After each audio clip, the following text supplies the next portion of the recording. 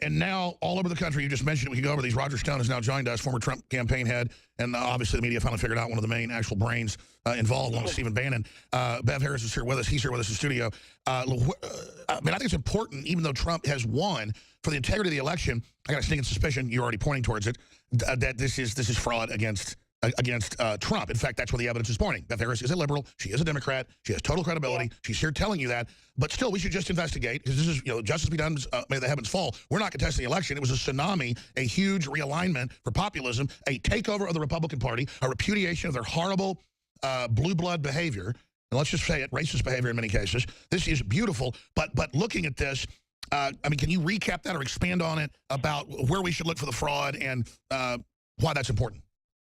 Well, the bottom line, the takeaway on this is we still need to get the systems transparent so that we can verify the vote. I mean, if you can't do that, then it's just waiting for some other disaster in the future. There is one other thing that struck me that I'd like to mention. I mean, it really struck me as odd. There was a point in time in which New Hampshire was separated by only 96 votes, and yet you did not, and by the way, and I think Pennsylvania at one point was separated by only 2,400 votes. In a lot of states, this can actually trigger even a mandatory recount. We did not see a peep, even in the closest states, that there was even the possibility, even a discussion of any recount anywhere. And we should have probably seen that. I mean, it's abnormal that we didn't with some of the at the stages where it was very close, because the pundits have to have something to talk about. And that can signal, of course, what happens in a recount is great scrutiny of the vote count. It can signal, hey, we don't really want any scrutiny of this, we being Democrats, any scrutiny of this count, any further scrutiny. We're not even going to discuss the idea of any further scrutiny. So that also kind of makes you think, I mean, if you really are hard fought and you're separated by 94 votes, my goodness, why wouldn't you? So it makes you wonder. But it doesn't give me any more confidence in the process. It just doesn't. We basically, until we can verify the count, which the records are already in the system to do that, they're just simply refusing to let anybody in the public see them, even though under Freedom of Information law, it's our right. So, until they do that, it seems like they're hiding something. Bev, I'm just stunned here listening to you.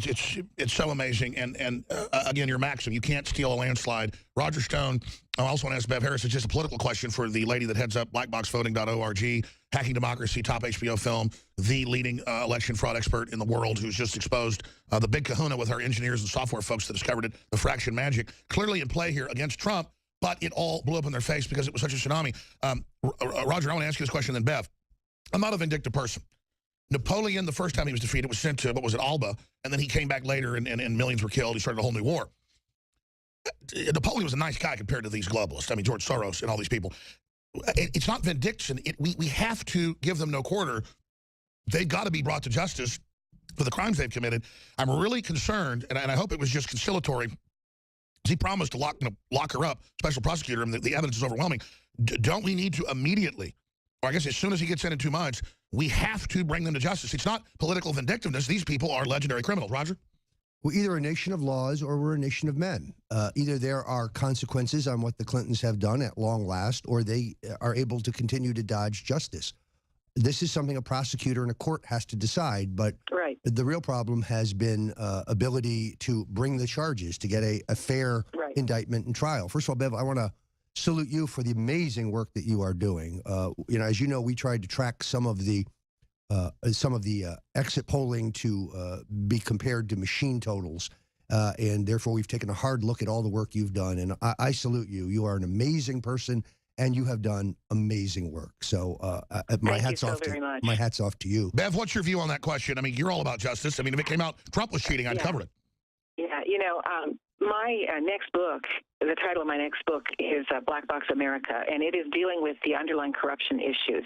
I started studying money laundering, which is sort of by definition complicated, just like electronic voting is like, oh my goodness, you go through this, open that. I've been doing that for about 4 years, and I've been studying it off of indictments, where they unravel it in the indictments.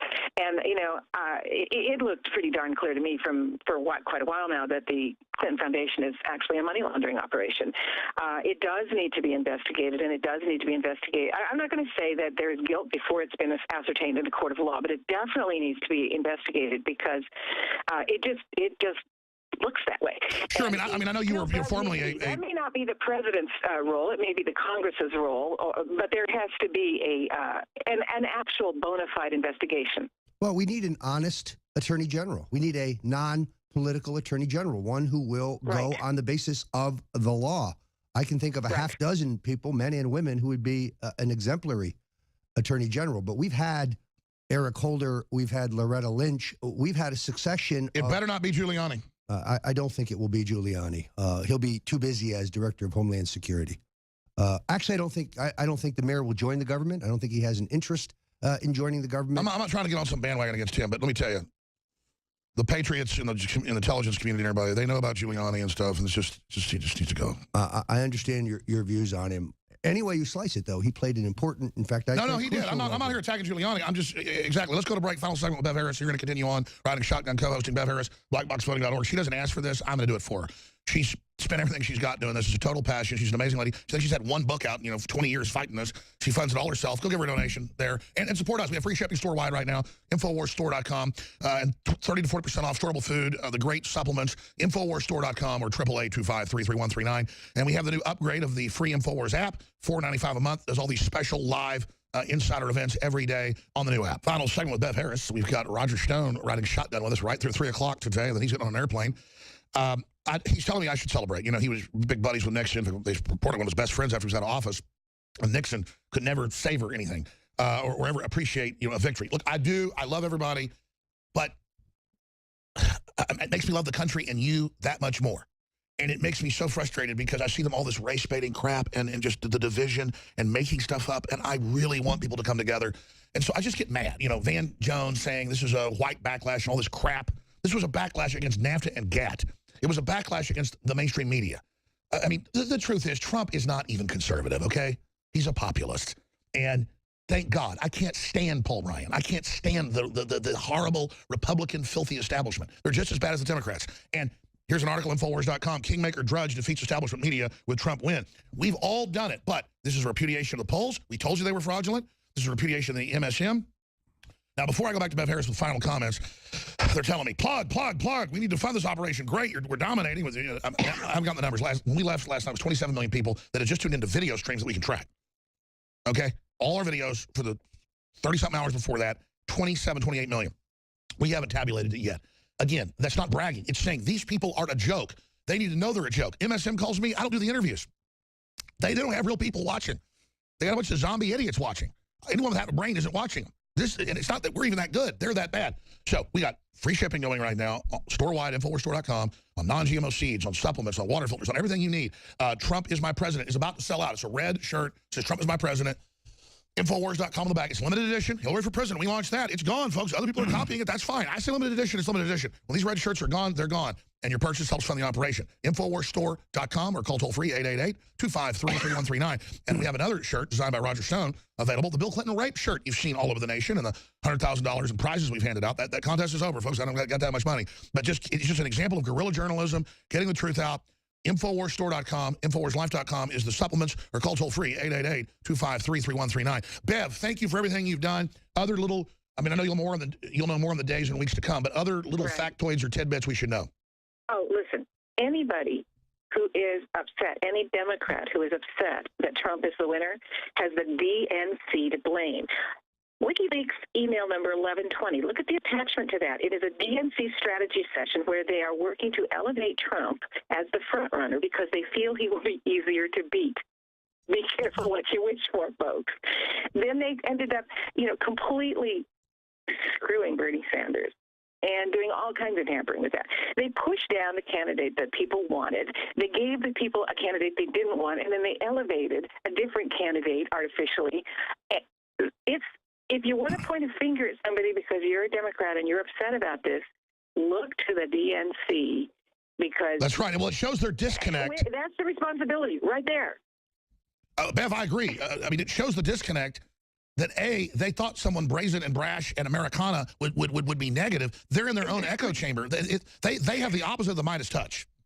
Yeah. I found, I guess that email has been reported as well, but I happened to find it kind of by accident. I just went, oh my goodness, I think it's April 2015, and they're all having a strategy session as to how to elevate Trump. And they're saying, because we're worried about Bush and we're worried about Cruz, we're worried about Rubio. No, I mean, that is a real one. You're right. We've covered it. Sanj just talked about it. Yeah. So okay, and now we talk about a judgment problem. These people have a judgment problem. Bev Harris, you're amazing. Can't wait to have you back up. Can't wait to have you back up soon to give us more post-mortem analysis. Thank you so much. We'll be right back with Roger Stone, Steve Pachinik, Larry Nichols. I'm going to take your phone calls. Roger Stone in studio. Stay with us.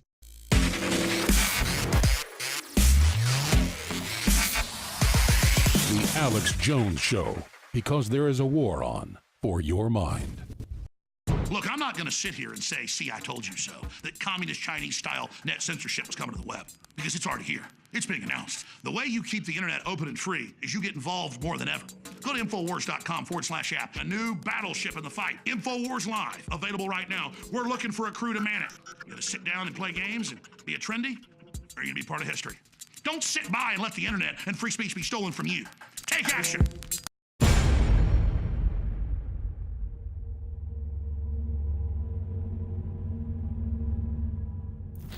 And now, all over the country, you just mentioned it, we can go over these. Roger Stone has now joined us, former Trump campaign head, and obviously the media finally figured out one of the main actual brains involved, along with Stephen Bannon. Bev Harris is here with us. He's here with us in studio. I think it's important, even though Trump has won, for the integrity of the election, I got a sneaking suspicion, you're already pointing towards it, that this is fraud against Trump. In fact, that's where the evidence is pointing. Beth Harris is a liberal. She is a Democrat. She has total credibility. She's here telling you that. But still, we should just investigate, because this is, justice be done, may the heavens fall. We're not contesting the election. It was a tsunami, a huge realignment for populism, a takeover of the Republican Party, a repudiation of their horrible blue blood behavior. And let's just say it, racist behavior in many cases. This is beautiful. But looking at this, can you recap that or expand on it about where we should look for the fraud and why that's important? Well, the bottom line, the takeaway on this is we still need to get the systems transparent so that we can verify the vote. If you can't do that, then it's just waiting for some other disaster in the future. There is one other thing that struck me that I'd like to mention. It really struck me as odd. There was a point in time in which New Hampshire was separated by only 96 votes, and yet you did not, and by the way, and I think Pennsylvania at one point was separated by only 2,400 votes. In a lot of states, this can actually trigger even a mandatory recount. We did not see a peep, even in the closest states, that there was even the possibility, even a discussion of any recount anywhere.